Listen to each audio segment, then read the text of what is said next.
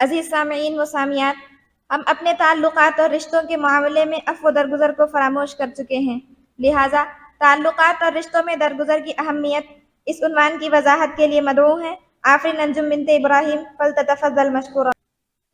السلام علیکم ورحمۃ اللہ وبرکاتہ۔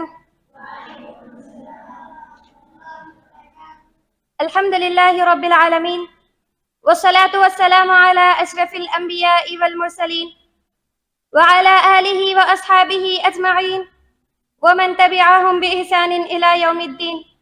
اما بعد، قال اللہ تبارک وتعالی فی القرآن المجید والفرقان الحمید، فأعوذ باللہ من الشیطان الرجیم، بسم اللہ الرحمن الرحیم، واتقوا اللہ الذی تساءلون به والارحام، وقال النبی صلی اللہ علیہ وسلم لیس الواصل بالمکافی ولكن الواصل الذي اذا قطعت رحمه وصلها۔ محترم و مکرم صدر مجلس، مشفق معلمین و معلمات اور میری پیاری دینی بہنوں، آج اس محفل میں میری تقریر کا عنوان ہے تعلقات اور رشتوں میں درگزر کی اہمیت۔ معزز سامعات، اسلام ایک ضابطۂ حیات ہے۔ یہ فطرت انسانی کی ضروریات کو ملحوظ رکھتے ہوئے اپنی جامع اور ہماگیر تعلیمات پیش کرتا ہے، انہیں ایک سانچہ فراہم کر کے زندگی کو اس میں ڈھالنے کی تاکید کرتا ہے۔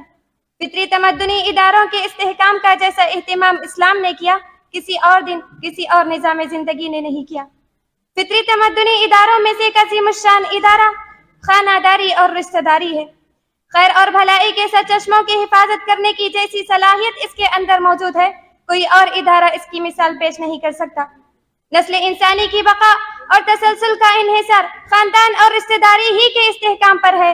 اگر یہ بکھر جائے تو ساری انسانی زندگی درہم برہم ہو کر رہ جاتی ہے۔ اسی لیے شریعت اسلامیہ نے ہمیں رشتہ داروں سے باہمی تعلقات کی شدید تاکید کی ہے اور حکم دیا کہ رشتہ داروں، عزیزوں اور اقربا سے حسن سلوک، محبت اور احسان کے ساتھ پیش آئیں۔ ایتاء ذی القربیٰ کے فرمان پر عمل پیرا ہوتے ہوئے قطع رحمی سے بچیں، جیسا کہ اللہ تبارک و تعالیٰ سورۃ النساء آیت نمبر 1 میں فرمایا، واتقوا اللہ الذی تساءلون بہ والارحام، اللہ تبارک و تعالیٰ سے ڈرو جس کا واسطہ دے کر تم ایک دوسرے کا حق مانگتے ہو۔ اسی طرح قریبی رشتہ داروں کے معاملے میں بھی اللہ تبارک و تعالیٰ سے ڈرتے رہو۔ معزز سامعات، اس آیت کریمہ میں اللہ تبارک و تعالیٰ قریبی رشتہ داروں کے معاملے میں اس سے ڈرتے رہنے کا حکم دیا ہے۔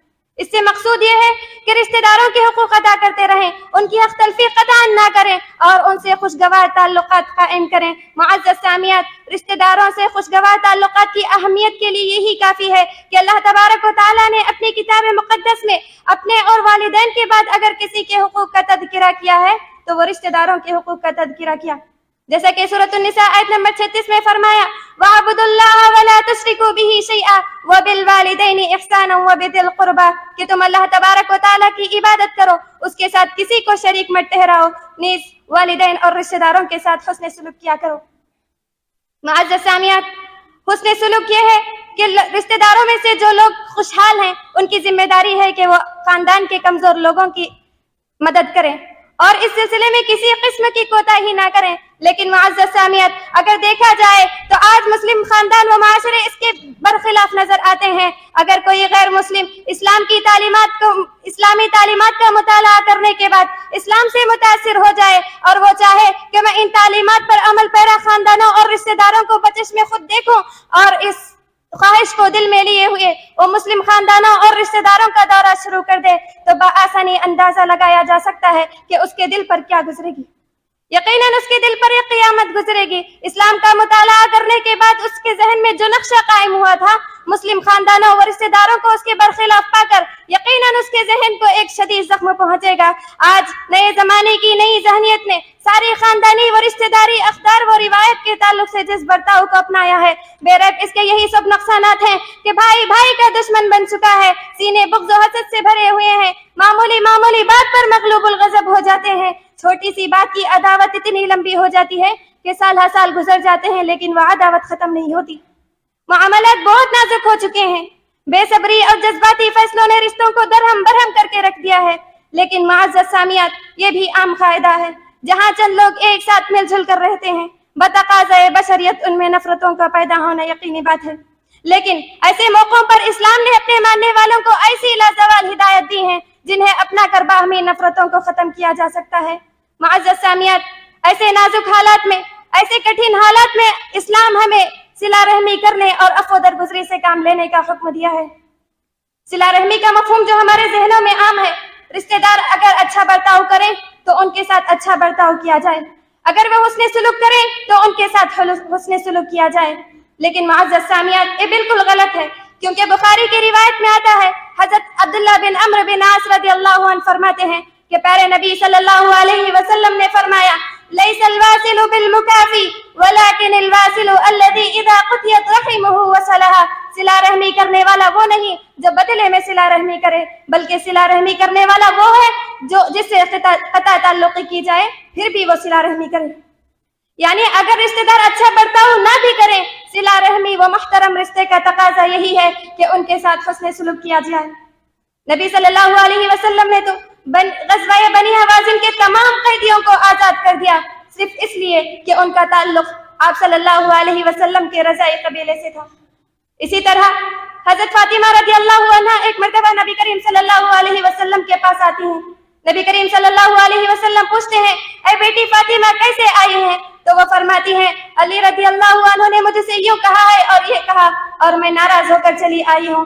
تو نبی کریم صلی اللہ علیہ وسلم فرماتے ہیں، اے بیٹی فاطمہ تم اسی وقت اپنے شوہر کے پاس جاؤ اور ان سے معافی مانگو۔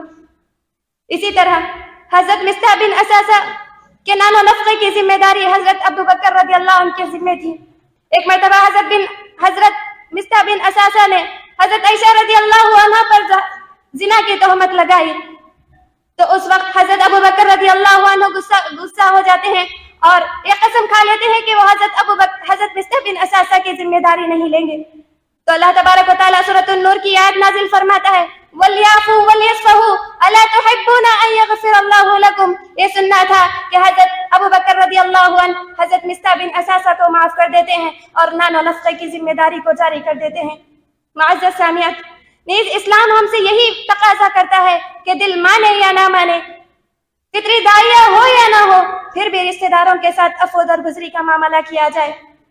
عفو درگزری اور صلہ رحمی سے گھر والوں میں محبت پیدا ہوتی ہے، جیسا کہ ترمذی کی روایت میں آتا ہے، حضرت ابو ہریرہ رضی اللہ عنہ فرماتے ہیں کہ پیارے نبی صلی اللہ علیہ وسلم نے فرمایا، تعلموا من انسابکم ما تصلون به ارحامکم فإن صلة الرحم محبة في الأهل مطرات فی المال منسأة فی الاثر، کہ تم اپنا نسب معلوم کر لو تاکہ تم صلہ رحمی کر سکو۔ صلہ رحمی کرنے سے گھر والوں میں محبت پیدا ہوتی ہے، مال میں اضافہ ہوتا ہے اور اجل میں تاخیر ہوتی ہے۔ اسی طرح صلہ رحمی ایمان کی علامت ہے، گناہوں کا کفارہ ہے۔ یہی وجہ ہے کہ آپ صلی اللہ علیہ وسلم روز و شب اللہم الف بین قلوبنا واصلح ذات بیننا واہدنا سبل السلام، کہ اے پروردگار ہمارے دلوں کو جوڑ دے، ہماری آپسی اصلاح فرما اور ہمیں سیدھے راہ کی رہنمائی فرما کی دعائیں کیا کرتے تھے۔ معزز سامعات، عفو درگزری اور صلہ رحمی کی اہمیت اتنی زیادہ ہے کہ جہاں اس سے دنیاوی فائدے ہیں تو وہیں یہ آخرت میں جنت میں لے جانے والے اعمال میں سے ہے۔ اور روز قیامت جب قیامت واقع ہوگی، سورج 1 میل کے فاصلے پر ہوگا، اس وقت اس کی شدت و حرارت کا کیا عالم ہوگا اس کا اندازہ نہیں کیا جا سکتا۔ لوگوں کی پریشانی کا حال یہ ہوگا کہ کوئی اپنے ٹخنوں کے بقدر پسینے میں ڈوبا ہوا ہوگا، کوئی اپنے گھٹنوں تک تو کوئی اپنے منہ کے بقدر پسینے میں ڈوبا ہوا ہوگا۔ ایسی نگفتہ حالت میں اللہ رب العالمین صلہ رحمی کرنے والے کو اپنے عرش کے سائے تلے جگہ دے گا۔ معزز سامعات، اس سے بڑی خوش نصیبی اور کیا ہو سکتی ہے؟ لہٰذا چلیں ہم سب مل کر وعدہ کرتے ہیں کہ صلہ رحمی اور رشتوں میں درگزر کی اہمیت کو ملحوظ رکھتے ہوئے زندگی کی ایک نئی عمارت خوشگوار تعلقات کی تعمیر کرتے ہیں۔ ضرورت اس بات کی ہے کہ ایک دوسرے کے موقف کو سمجھیں، انہیں برداشت کرنے کا جذبہ پیدا کریں، انا کو چھوڑ کر سب کے ساتھ چلنے اور سب کو لے کر چلنے کا جذبہ پیدا کریں۔ آخر میں اللہ رب العالمین سے دعا ہے کہ اللہ رب العالمین ہم تمام کو جو کچھ سنے ہیں اس پر عمل کرنے کی توفیق عطا فرمائے۔ آمین۔ والسلام علیکم ورحمۃ اللہ وبرکاتہ۔